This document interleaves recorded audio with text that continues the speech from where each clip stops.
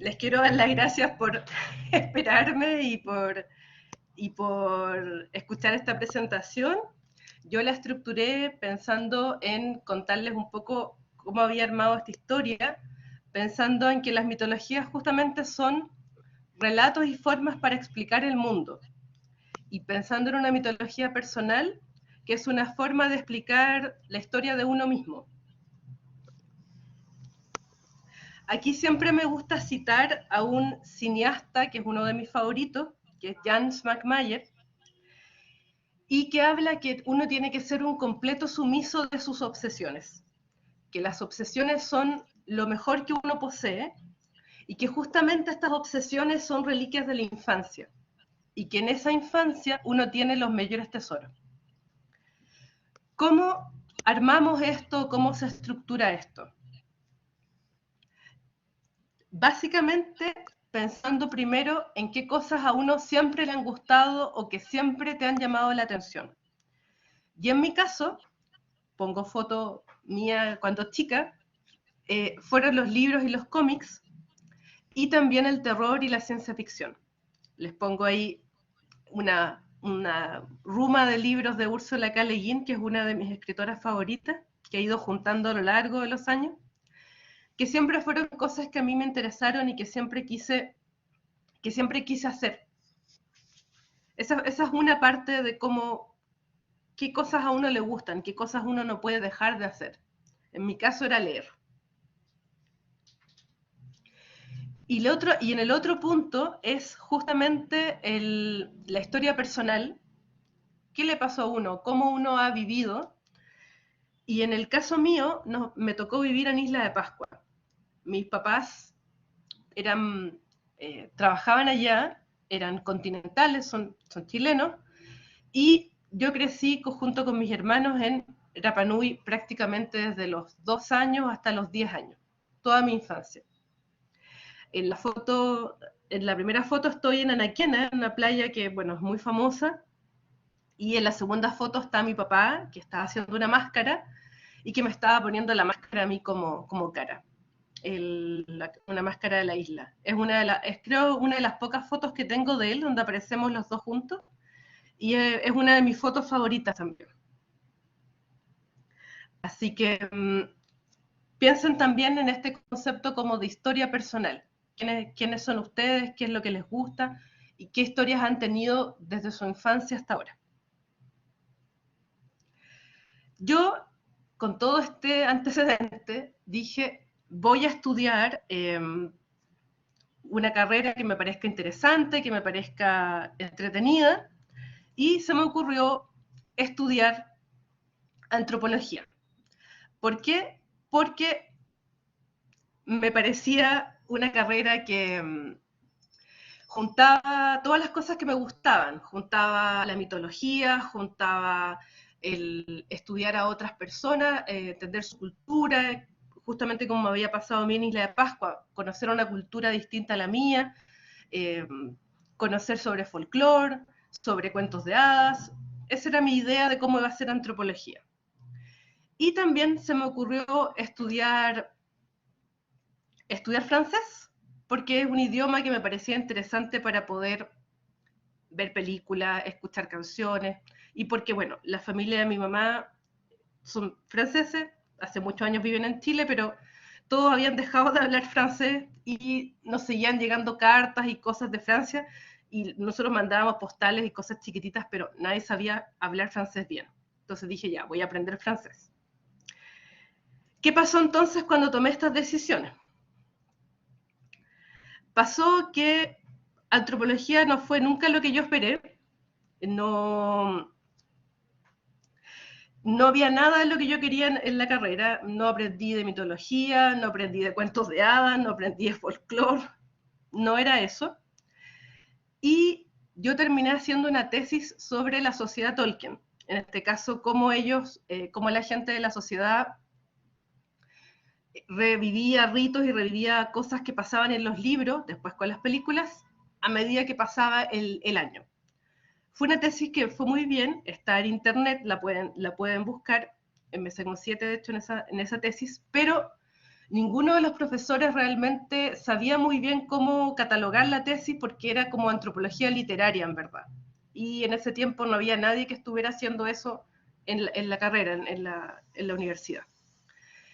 Yo terminé la tesis y había postulado una beca para viajar a Francia para perfeccionar el francés. Y me fui casi 2 años. Yo estaba muy contenta porque estaba aprendiendo muchas cosas y porque iba a volver a Chile, iba a encontrar pega, porque hablaba inglés, porque hablaba ahora bien francés. Y llego a Chile y no encuentro trabajo en nada. No había trabajo en nada. Me di cuenta que había perdido de vista a mis compañeros de la universidad, había perdido de vista a mis profesores también, y era muy difícil para mí poder postular a algo y encontrar trabajo. No, me costó mucho. Entonces, como no podía darme el lujo de quedarme sin trabajar, decidí volver a las cosas que me gustaban y dije, voy a trabajar en una librería. Y entré a trabajar en una librería vendiendo libros. En las librerías, que pueden ser como el trabajo soñado, hay muchas cosas bonitas, pero hay muchas cosas también que uno no sabe, por ejemplo, hacer guías de despacho, ver temas de bodega, estar pendiente que no se roben los libros, etc. Entonces, fue un trabajo muy bonito, tengo amigos de ese trabajo hasta el día de hoy, pero en estricto rigor no estaba trabajando en lo que yo estudié. Y yo estaba pensando, ¿cómo compagino lo que me gusta con lo que estudié? Se veía en ese momento muy, muy difícil. ¿Se escucha bien hasta ahora? Cuénteme, por favor, para no... Se escucha y se ve ¿Sí? Ya, perfecto, perfecto. perfecto, Berna. Ya, Súper qué bueno. interesante todo. Todo Muchas bien. gracias. Muchas gracias. Entonces, ¿qué pasa en esta historia? Les voy a seguir contando. Decidí armar un camino nuevo, que fue entrar a trabajar a un museo, al Museo de Historia Natural.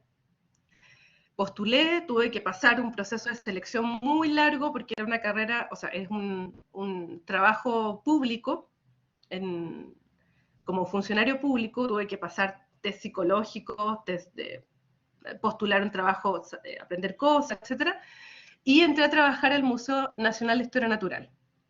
Y cuando entré a trabajar a este museo, como que por fin todas las piezas empezaron a encajar, y luego de varios años, en esa foto que puse en la diapositiva, estoy en el Smithsoniano, en el depósito del Smithsonian, y estoy parada, si se fijan bien en la foto, arriba de un kraken. Yo estaba feliz porque eran las cosas que yo leía cuando chica en los libros de terror, en los libros de Lovecraft, ahí estos krakens y estos monstruos mitológicos marinos. Y esa sala en particular es una sala que tenía justamente calamares. El Smithsoniano tiene en el piso dibujado en los depósitos lo que hay en los depósitos. Entonces ahí yo arriba de esos krakens sabía que en las puertas estaban estos krakens escondidos. ¿Y qué pasó más adelante? Me pidieron hacer un cómic sobre la historia de la isla de Pascua, de Rapa Nui. Y yo escribí un cómic que se llama Barúa Rapa Nui, que quiere decir los espíritus de Rapa Nui.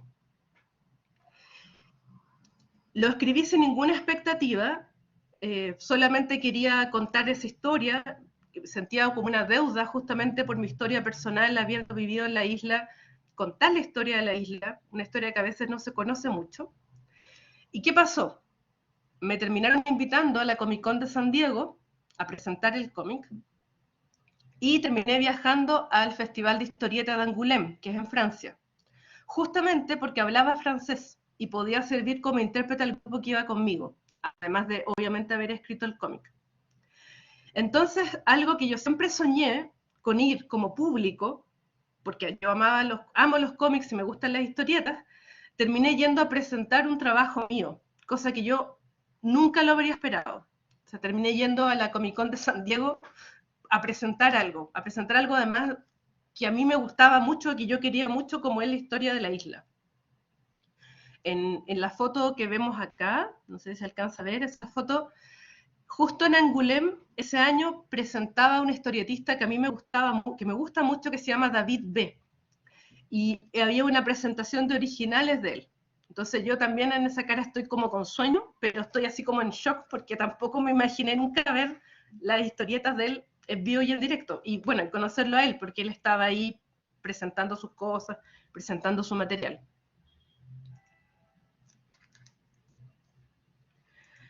Y algo también muy misterioso que terminó pasando antes de la pandemia y antes del COVID fue que el 2020 me llamaron de la televisión francesa de RTV porque estaban haciendo un documental sobre Corto Maltés, que está acá, que es otro cómic que a mí me gusta mucho, uno de mis cómics favoritos, y querían hacer un documental en Isla de Pascua. Y necesitaban a alguien que supiera hablar francés, que supiera hablar de que supiera de historietas, que supiera de cómics, y que pudiera ir a Isla de Pascua con ellos a filmar.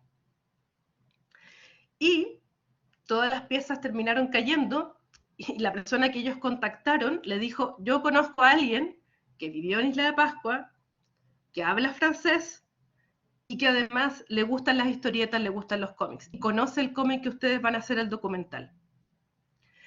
Y terminé una semana antes que partiera el COVID, viajando a la isla. Yo a la isla no había vuelto desde que me había ido, desde los 10 años, no, nunca había querido volver. Y terminé volviendo a la isla por este documental, a cerrar como este ciclo de viaje con ellos. Entonces,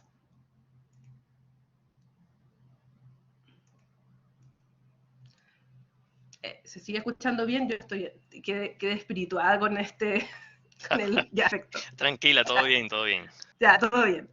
Entonces, ¿cómo quiero terminar esta presentación? Que por eso la quise hacer breve, con algo muy vampírico que le va a gustar seguramente a Carlos, muy Drácula, que tiene que ver con esta historia de que las personas son de los lugares y llevan su tierra junto con ellas. Es decir, cuando alguien me pregunta a mí, ¿tú de dónde eres? Yo pienso que uno es de donde vive su infancia, de estas reliquias de la infancia que decía Spagmayer. Entonces yo soy de la isla, aunque no sea Rapa Nui, esa es mi vivencia. No soy Rapa Nui, soy chilena, pero ese mundo fue mi mundo también.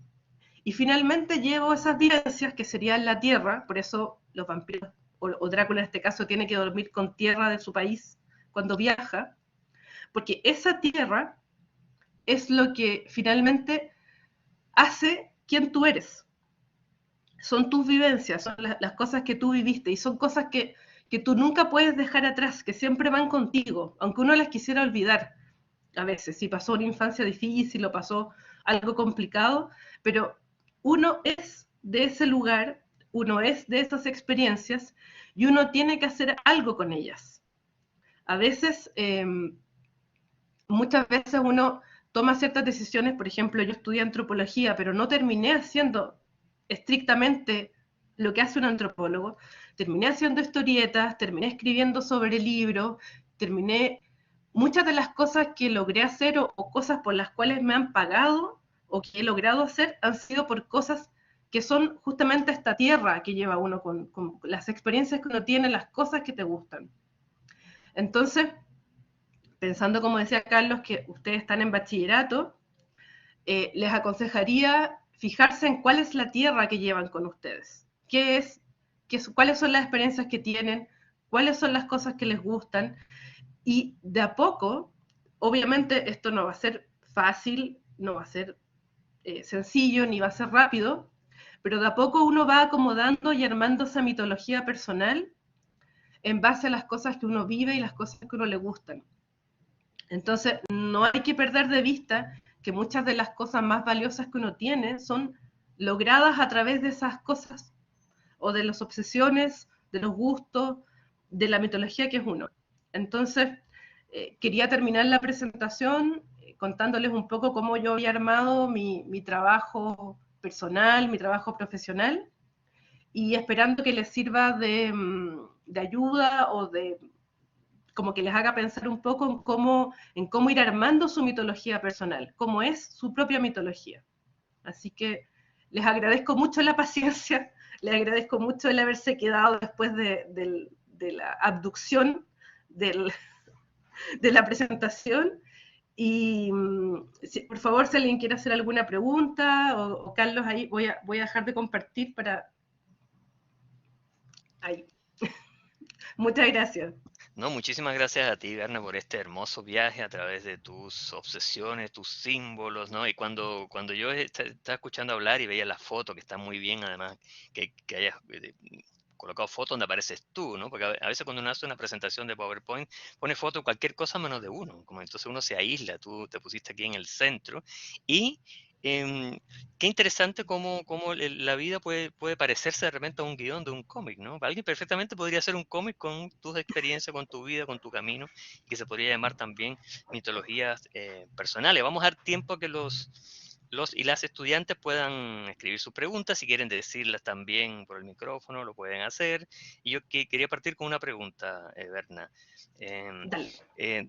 Tú estudias antropología, ese es como tu formación profesional, pero además llevas a cabo una serie de autoaprendizajes, ¿no? Y es muy interesante Sí. cómo en la vida los aprendizajes formales y los autoaprendizajes se van fusionando. A veces uno piensa que son como opuestos, ¿no? Son como enemigos. Lo que uno estudia y lo que a uno le apasiona puede que es como hay que dejar los hobbies de lado, ¿no? Hay que dejar las obsesiones de lado y concentrarse en producir. ¿Cómo ves tú esa fricción que se ha dado en tu vida entre el aprendizaje formal y los autoaprendizajes? ¿Qué valor tiene lo que podríamos llamar el autodidactismo, ¿no? El aprender cosas por uno solo, por uno mismo? Sí, en el caso mío es curioso porque muchas de las cosas que me gustan yo las he ido aprendiendo de manera informal, como bien dices, en cursos, conversando con amigos, leyendo mucho, leyendo una brutalidad. Y me pasa que muchas de las personas con las que converso me dicen, pero es que tú sabes mucho de mitología porque estudiaste antropología. Y yo le digo, no, si en antropología no vi nada, no me tocó ver nada de eso, lo hice. Pero de cierta forma, en un país también como Chile, que es muy dado como a respetar los títulos, los posgrados, los grados, siento que de alguna forma tener ese título te valida para presentar cosas que tú quieras hacer frente a otras personas. Siento que es como uno de los del valor que tiene tener ese título en el fondo. Pero sin duda alguna todos los estudios, todos los aprendizajes de manera como personal o privada, creo que han ido dándole mucho más valor a lo que pude haber estudiado esos 5 años en la universidad y se van formando como una especie de capa geológica, creo yo. Como lo que estudié, más lo otro, se van armando y todo eso va teniendo algún sentido en la medida en que uno lo va como procesando, trabajando. Excelente, gracias Berna. Vamos a comenzar a leer algunas de las preguntas que han llegado, preguntas bien interesantes. Uh -huh. Berenice Salgado pregunta, ¿qué se sintió, qué sentiste al volver a la tierra de tu infancia? Ahí, Después de bueno, tantos años, ¿cuánto tiempo pasó sí, entre que fuiste? pasaron exactamente 30 años. Wow, ¿qué se 30 sintió? años, sí. Es muy loco porque ahí uno descubre que uno nunca puede volver. No vuelve, yo no vuelvo a mi infancia, no vuelve a su infancia, la infancia ya pasó. Entonces yo, por ejemplo, tuve una experiencia muy bonita que fue volver a la casa, porque la casa que nosotros teníamos es una casa fiscal, es una casa que se comparte con cada persona que vive ahí, la deja. Y yo volví a esa casa y, no sé, afuera de la casa había un gomero gigante que mi papá nos había hecho como una casa de muñecas arriba. Y yo veía ese gomero y claro, yo ahora no tengo 10 años, mido mucho más de lo que medía en esa época y lo veía prácticamente de mi altura y yo decía, pero cuando yo era chica esto era enorme, era gigante, era como un castillo encantado y fue muy bonito porque no era el mismo lugar y uno se da cuenta que tampoco uno es el mismo, pero que lo que uno vivió cuando niño sigue intacto. No sé si me explico. Entonces, fue muy bonito volver a ver a mi colegio, por ejemplo. Mi colegio está completamente distinto a como era cuando yo era chica. Mi casa, por ejemplo, ahora la isla está... Cuando nosotros vivíamos, que eran los años 80, había 1000 personas, éramos 1000 habitantes. Ahora hay 7000. Entonces hay semáforos, las calles están pavimentadas, hay motos, hay un montón de hay tacos. Yo me reía mucho porque habían tacos de autos. Y yo, cuando estaba chica, la gente iba a caballo o iba caminando nomás. Entonces, es divertido ver esos cambios también. Y fue muy bonito. Yo siempre dije que no quería volver nunca. Fue un periodo muy bonito, pero muy triste para mí. Mi papá se enfermó y finalmente mi papá se terminaron separando después del viaje a la isla. Y yo siempre dije, no, no quiero volver, no quiero volver, hasta que, claro, me ofrecen esta oportunidad y yo sentí que era muy bonito porque cerraba como este ciclo. Me había ido chica, me había ido eh, y volvía como grande y volvía a hacer cosas y volvía a hablar de la isla y volvía a hablar de cómics y fue bonito cerrar como ese ciclo también. Así que sí, fue raro, pero muy, muy bonito también. Gracias, Berna. Siguen, hay unas preguntas interesantes. Javier hace un comentario muy bonito. Dice, me parece loco las vueltas de la vida que estuvo viviendo. Y Zair dice, yo quiero preguntar acerca de la mitología de Rapa Nui. ¿De qué forma mantiene sus raíces? Es muy bonito porque la mitología de la isla no se parece mucho a la mitología que tenemos en el continente, como la mitología que uno conoce más cerca, que es la mapuche, como la que uno le resuena más como cotidianamente. Entonces, la gente en la isla vive la mitología de manera cotidiana, entonces hay muchas tradiciones y muchas cosas que yo quise rescatar en el cómic. Hay la mitología de la isla es una mitología animista, es decir, cada lugar de la isla tiene un espíritu que vela por ese lugar, y al cual uno le debería pedir permiso, por ejemplo, para entrar a alguna caverna, ir a algún volcán. Entonces, es la gente mantiene viva esa tradición con el idioma, con el Rapa Nui, y con el respeto a esas tradiciones o creencias que finalmente la gente las ve en el día a día. Entonces, es muy bonito como en el fondo la raíz, esa tierra de la que hablo yo, que uno lleva para todos lados, la gente la lleva a todos lados en el idioma, en las costumbres, en la forma de relacionarse con el mundo, entonces la siguen teniendo, básicamente. Javiera pregunta, ¿cómo se siente ahora con toda su trayectoria? Es súper raro porque yo siento que todavía faltan muchas cosas por hacer.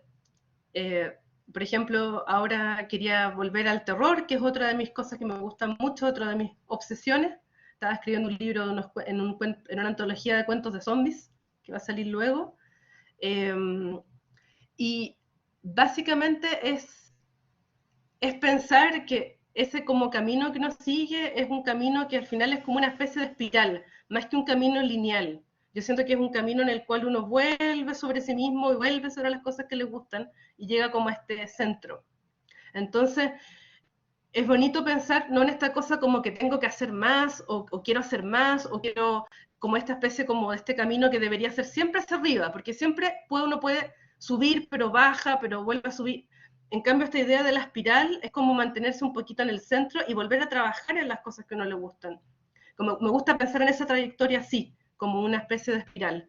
Más que como partí ahora y tengo que seguir avanzando. Por ejemplo, en el museo yo no pienso como quiero ascender de grado, quiero tener un cargo más alto, ser jefe de algún lugar, como que me gusta tener ese tiempo para mí y ese espacio y tener la posibilidad de hacer cosas que me gustan en paralelo. Tengo como este trabajo de 9 a 6 que también me gusta mucho porque es mostrar como las colecciones del museo al público, pero además dejar este otro tiempo para hacer estas cosas, los cómics, los cuentos, los prólogos de los libros, por ejemplo, el prólogo de la Biblioteca del Conde Drácula, que fue muy feliz cuando Carlos me invitó a participar, y, y estar como haciendo las cosas que a uno le gustan, o las cosas que a uno le hacen feliz también, un poco eso, buscar las cosas que a uno le hacen feliz, como eso, aunque sea leer, como en mi caso, leer, no más. En ese sentido, Berna, ¿tú sientes que hay en la sociedad actual hay como una hay un nivel que es el nivel creativo, ¿no? Cuando las personas realizan Ujú, todo lo que realmente les apasiona, pero hay una presión como que esto que tú hablas de la productividad a toda costa, ¿no? De que las personas tienen que estar todo el tiempo ganando proyectos, realizando, o en el caso de los escritores, publicando todo el tiempo libros y para competir, ¿no? Pues, en una especie de mercado vertiginoso. Que ¿Cómo has llevado esto, esto de reservarte el tiempo para ti? ¿Cómo lo has hecho? ¿No? Porque tú eres una persona que tiene una cultura realmente fuera de lo común, o sea, fuera de serie. Vamos a hablar un ratito sobre tus hábitos y tus obsesiones lectoras, ¿no? Esa es una parte mm. tremendamente importante, ¿no? Pero ¿cómo te has mantenido tú en medio de esta vorágine, que la sociedad nos impone? ¿Cómo te has mantenido esa reserva de silencio y de calma para ti misma, de tiempo para ti? Sí, es complejo pensar en eso porque, por ejemplo, con Barú Arapanui nos fue muy bien, ganamos premios, nos invitaron a la San Diego Comic Con, nos invitaron a Angoulême, y yo tengo pendiente el cuarto tomo y final de esa serie desde el 2016. En 2016 publicamos el tercero y empezó una presión absoluta por cuándo sacan el cuarto, cuándo viene el cuarto, queremos el cuarto. Y yo estaba pasando un periodo muy complicado, mi papá se enfermó, apareció después de 30 años literalmente en mi casa, estaba pasando por no sé si una depresión, pero una pena muy grande, y yo no me sentía capaz de escribir este cuarto tomo en esas circunstancias. Y hablé con el editor y le dije, no, no lo puedo escribir, aunque la gente pida el tomo, demos las excusas correspondientes. Y de cierta forma sentí que había como que parte del proceso creativo, el proceso de trabajar también, es respetar los tiempos personales de uno. Como ese afán de pedir cosas o que la productividad sea como rápida, lo que hace es enfermarte. O sea, la gente lo pudo vivir en la pandemia con el COVID, en que estaba de repente viviendo literalmente para trabajar, gente que entraba a las 9 de la mañana, salía a las 10 de la noche, no veía nunca a los hijos, no sabía prácticamente nada de su familia, y tampoco estaba haciendo, incluso dejando un tiempito en el día para hacer cosas que le gustaran a ellos. Entonces, en mi caso fue como, me voy a tomar todo el tiempo que quiera. No es una presión porque a mí, yo no me hago millonaria con el cómic, ni mucho menos, no, me pagan los derechos, pero no es, en Chile, como dato, las tirajes de ejemplares de libros son 500 libros, 1000 libros, no es mucho más que eso. La gente nunca gana plata por los libros, a menos que el tiraje sean 20.000 ejemplares, que son muy poquitos. En el cómic aún es más pequeño ese tiraje. Entonces, en vez de entregar algo a la rápida, mal hecho, y en un proceso, porque además uno suele o tiende a minimizar esos procesos como complejos o dolorosos y quiere como taparlo y decir, bueno, sigamos haciendo las cosas que estamos haciendo. Yo preferí darme el tiempo de pasarlo mal, de pasar esta pena, de pasar esta situación con mi papá y de decir, cuando pueda escribir este cuarto tomo, quiero escribirlo para poder además disfrutarlo. No quiero escribirlo apurado, no quiero escribirlo con esta pena, no quiero presentarlo de mala gana. O sea, creo que el trabajo creativo no se merece eso también. No digo que uno no haga nada cuando esté triste o no digo que uno en el fondo, pero a veces uno no tiene ganas de hacer nada nomás y no podría intentar forzarse. Entonces nos pasó eso con el cómic y yo creo que ya a finales de año o el próximo año debería salir el cuarto y cerramos ese capítulo y todo bien, aunque sea casi 5 años después del tercer tomo. Así que eso. Hay interés entre los estudiantes, cómo conseguimos el cómic, cómo podemos leer Barua Rapa Nui. Eh, Bárbara lo les pregunta. puedo, sí, les puedo dejar, tenemos un Facebook que se llama Barú Arapanui y ahí tenemos listados los lugares donde lo pueden encontrar. Ahí están todos en Chile, en el extranjero y también bibliotecas que lo tienen para que lo puedan sacar y lo puedan leer. Así que ahí están como todos los lugares donde lo pueden pillar. Excelente. Frecia hace un lindo comentario acá. Dice, todo tiene un ser protector que cuida a la naturaleza y a sus habitantes para mantener la armonía entre el hombre y la naturaleza. De ese modo se mantiene el respeto entre ambos. ¿Tú sentiste, cuando volviste 30 años después a Rapa Nui, sentiste que estos espíritus, ¿no? Sobre lo que tú hablas también en el cómic, de alguna manera Sí. te atrajeron, sentiste esa fuerza? Yo siento curiosamente que sí, que de alguna forma, un poco lo que decía antes, como que uno no puede escaparse de esa infancia de uno. Entonces, eh, yo siento que, va a sonar muy raro, pero yo siento que todo lo que pasó después fue una forma que me hicieron para volver. Como el cómic, o sea, básicamente fue presentar la isla en muchos lugares, así como en Estados Unidos, en Francia, y después fue como, ok, ya lo presentaste en todos estos lados, ahora tienes que volver aquí y tienes que presentarlo acá en la isla. Ya estuviste viajando, Tienes, vuelve tienes- acá, tienes que rendir cuenta de alguna manera, ¿no? tengo que rendir cuentas, claro, tengo que volver ahí y presentarles el producto, la creación. Y es muy bonito porque el cómic habla de dos espíritus que son un Moai Kaba Kaba, un ser hecho de hueso, un esqueleto, que se llama Ibi, que significa hueso en Rapa Nui, y una tortuga que se llama Honu. Y estos dos espíritus lo que hacen es dialogar con respecto a que si les gusta tener gente en la isla o no, porque ellos quieren tener la isla para ellos solos. Entonces, es muy bonito como esta idea de que casi te den como este pase para volver, o que casi fuiste un buen embajador de mi isla, vuelve ahora, tienes permiso para volver. Y además fue un permiso muy bonito, porque fue con este documental, no fui como turista, fui literalmente a hablar de lo que ya había hablado antes, que era la historia de la isla y de su espíritu. Así que fue muy bonito pensar en eso, como en el llamado ahí como a volver a la isla. Las islas son muy poderosas en general, como que uno que nace o que vive en islas se da cuenta que tienen al menos yo lo siento así, que tienen como un poder especial. O sea, son bien potentes, como esta idea de estar rodeado de mar, sin poder en el fondo irse. Es bonito, es bien bonito. Maravilloso todo lo que nos cuenta Berna. Nicole hace una pregunta acá, dice, por todo esto de las redes sociales y la tecnología, ¿ha bajado el público que compra y lee cómic? Curiosamente yo creo que no. En las redes sociales lo que sí ha producido es que hay muchísimo cómic digital, cómic pirateado digital, que se puede leer. Yo siento que es más, y que uno, por ejemplo, lee y dice, ese cómic me gustó, lo voy a comprar en papel, lo voy a tener, pero hay problemas como el precio de los cómics en papel, el espacio donde guardar las cosas.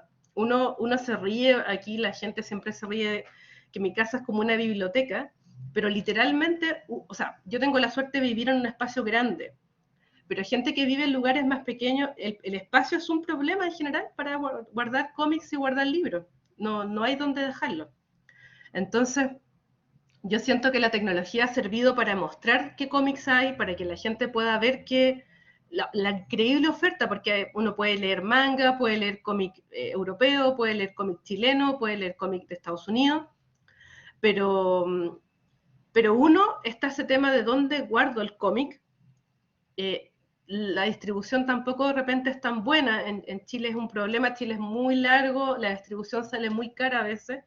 Nosotros hemos tenido problemas por eso para poder llegar más lejos con el cómic. Y,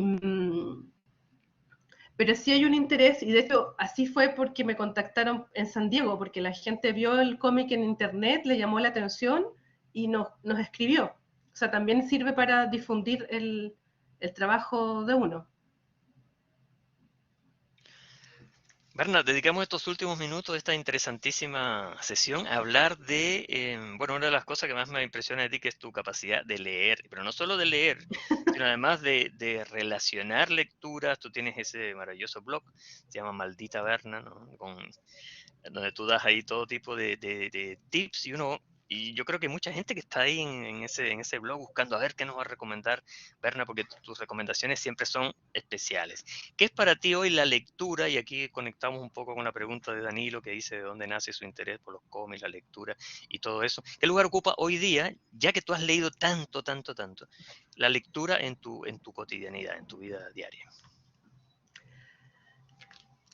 A ver, yo siento que puedo resumir esto como mi problema es que yo soy una persona extremadamente curiosa. Entonces, la lectura lo que me ofrece a mí es saber mucho de muchas cosas distintas.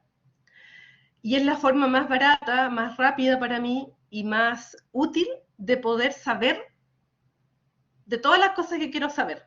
Entonces, eh, como que por ahí parte mi obsesión por leer, como descubrir cómo estoy aprendiendo, o sea, yo de verdad leo, cuando la gente me pregunta, ¿qué cosas lees tú? Estoy leyendo un libro sobre historia de los dulces, así literal, historia de los dulces, dulces de cómo se arman los dulces en Europa. Estoy leyendo un libro como de mitología chilena y leo muchas cosas a la vez y todas esas lecturas terminan teniendo sentido al final. Yo siempre cuento la anécdota que me pasa que a veces estoy leyendo un libro, estaba por ejemplo leyendo un libro de terror, que era un libro de una banda de rock, como una banda tipo Led Zeppelin, que va a grabar un disco en una casa abandonada en Escocia. Y ellos van contando y cuentan sobre una tradición que se llama la Casa del Reyesuelo. Yo digo, ¿qué es el reyesuelo? Voy a buscar. El reyesuelo es un pájaro. Ah, y después te digo, oye, pero yo estaba leyendo algo de esto parecido. Empiezo a buscar en las lecturas y estaba leyendo un libro de folclore escocés, que contaba de qué se trataba esta tradición de la casa del reyesuelo. Entonces, si yo no hubiera leído eso antes, no habría entendido la canción que estaba escribiendo este grupo en la historia y que tenía que ver con lo que les pasa al final. Como todo el terror del libro tenía que ver con esta tradición que era básicamente unos niñitos que en las vísperas del San Jorge ponen un reyesuelo, este pájaro como colgando de un palito, y es como una especie de víctima sacrificial.